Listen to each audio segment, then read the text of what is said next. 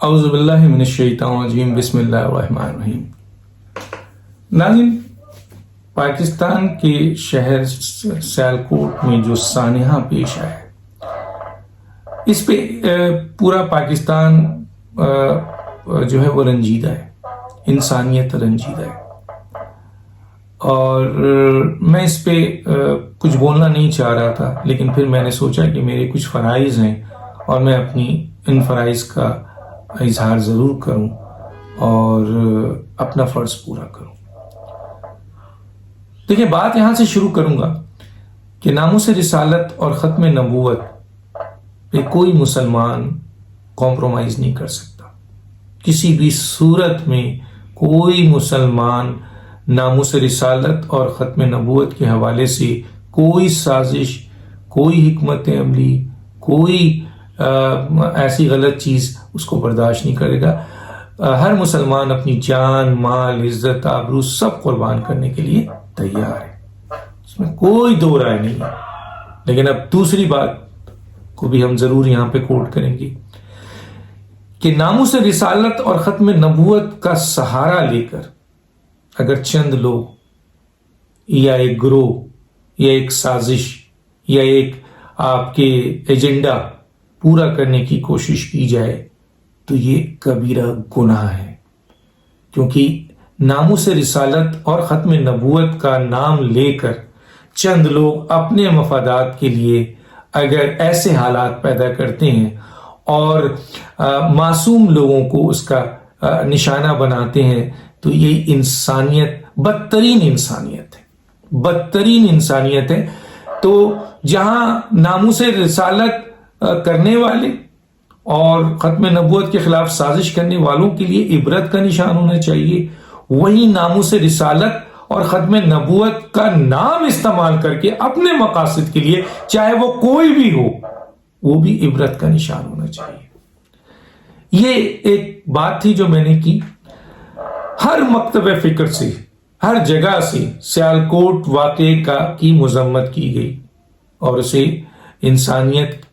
کے خلاف بدترین عمل کہا گیا ہے، اور یہ بھی تقاضا کیا گیا کہ جو بھی اس میں ذمہ دار ہیں ان کو سخت سے سخت سزا دی جائے۔ لیکن یہاں ایک بات بالکل ہونی چاہیے، یہ بات میں کلیئر کر کے آگے بڑھتا ہوں کہ پاکستان کی جو موجودہ صورتحال ہے اور خاص طور پہ یہ جو 3 سال کا عرصہ ہے، اس میں لوگوں میں فرسٹریشن آ چکی ہے۔ آپ معلوم کریں، عدم برداشت ہو چکا ہے، لوگوں کا اعتماد ختم ہو چکا ہے۔ کہاں کہاں کیا ہوا ہے میں بتاتا ہوں۔ لوگ مجبور ہو گئے، خودکشی کر رہے ہیں، بھیک مانگ رہے ہیں، کرائم کر رہے ہیں، کرپشن کر رہے ہیں، فرسٹریشن کا حال ہے، لڑائی ہے، جھگڑا ہے، ایک دوسرے کو برداشت نہیں ہے، گالم گلوچ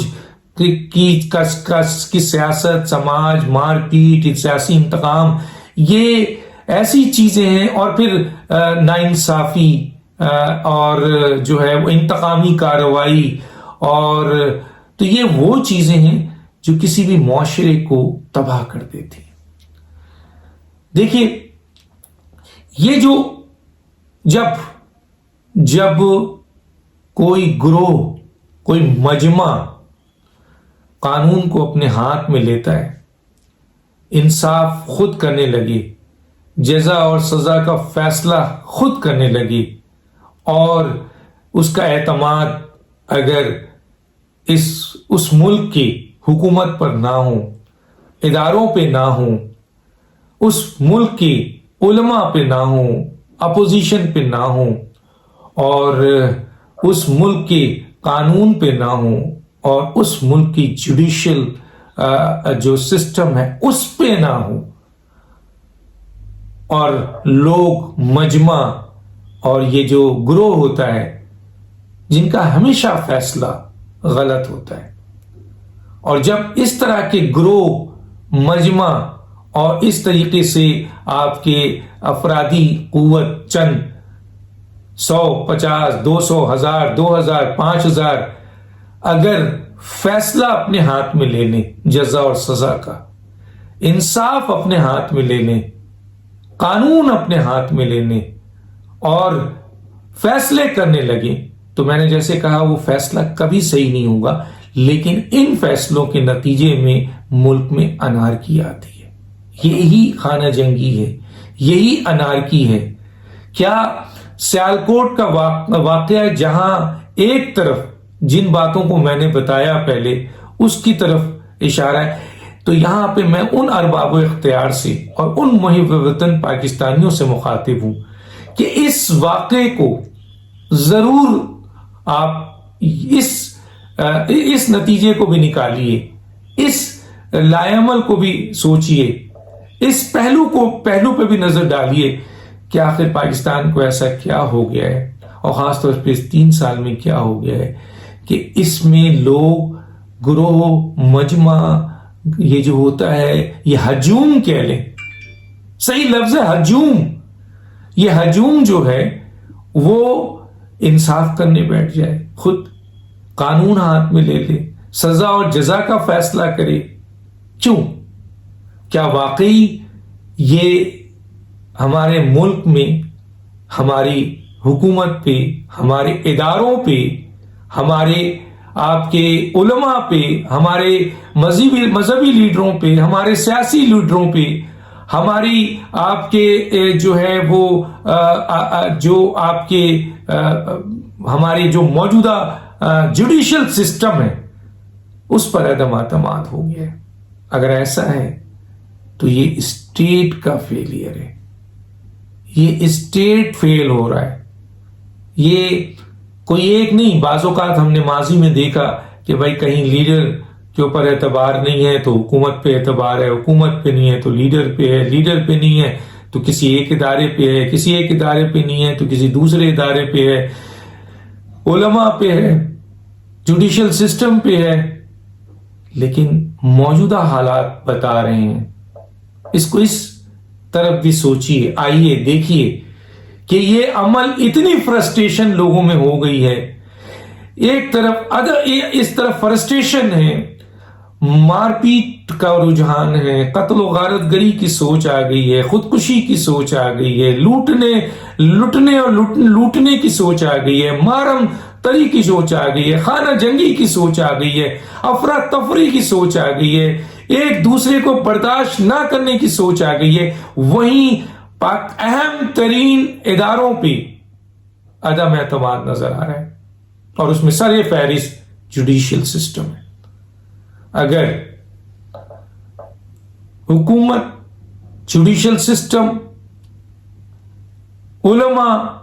اپوزیشن لیڈر، سیاستدان، اداروں، ان تمام پر اگر لوگوں کا اعتبار ختم ہو جائے گا تو پھر اس طرح ہجوم قانون ہاتھ میں لیں گے، انصاف روڈ پہ کریں گے، جزا اور سزا کے مالک ہوں گے اور غلط فیصلے کریں گے، خطرناک فیصلے کریں گے، ایک بہت ہی خطرناک حالات آ جائیں گے، اور اسے ہم انارکی کہتے ہیں، اسی کو ہم خانہ جنگی کہتے ہیں. تو اس پہلو پر بھی غور کرنا ہے کہ کیا ہمارا پیارا پاکستان اس راستے کی طرف چلا گیا ہے؟ کیا واقعی اب اس ملک کی عوام کا اعتبار اپنے حکومت پہ، اپنے اداروں پہ، اپنے علماء پہ، اپنے سیاستدانوں پہ، اپنے لیڈرز پہ، اور سب سے بڑھ کر اپنے جوڈیشل سسٹم پر نہیں رہا ہے؟ اور اگر ایسا ہی ہے، اگر یہی ہو رہا ہے اور ہم اسی طرف جا رہے ہیں اور موجودہ 3 سال میں ہمیں اس طرف تیزی سے ڈھکیلا جا رہا ہے، تو پھر اس کا مطلب ہے کہ بین الاقوامی طاقتیں اس ملک میں انارکی اور خانہ جنگی پیدا کرنا چاہ رہی ہیں، اور ہم دانستہ طور پر یا نادانستہ طور پر اس ایجنڈے کا حصہ ہو رہے ہیں جس کی بنیاد پہ یہ ملک انارکی یا خانہ جنگی کی طرف جا رہا ہے. تو یہ چند باتیں تھیں ایز اے محب وطن پاکستانی کے اس پہلو پہ بھی ضرور نگاہ ڈالیں اور دیکھیں کہ کس کی کہاں غلطی ہے. اپنے مفادات سے بالا تر ہو کر ہمیں اپنے ملک کے مفادات کا سوچنا ہے. یہ پہلو، یہ سوال بہت امپورٹنٹ ہے، اس کو رد نہ کریں. ارباب و اختیار اس ملک کے اور اس ملک کے کرتا دھرتا یہ ضرور دیکھیں کہ کیا ان کی اجتماعی یا انفرادی غلطی کی بنیاد پر ہمارا ملک ایک بین الاقوامی ایجنڈے کے تحت خانہ جنگی اور آپ کے انارکی کی طرف بھیجا جا رہا ہے، اور اس میں ان کا کتنا حصہ ہے. کیونکہ اگر ہم ملکی مفاد میں سوچیں گے تو پھر یہ سارے معاملات طے ہو سکتے ہیں. ڈاکٹر دانش کو یاد دیجیے. اللہ حافظ.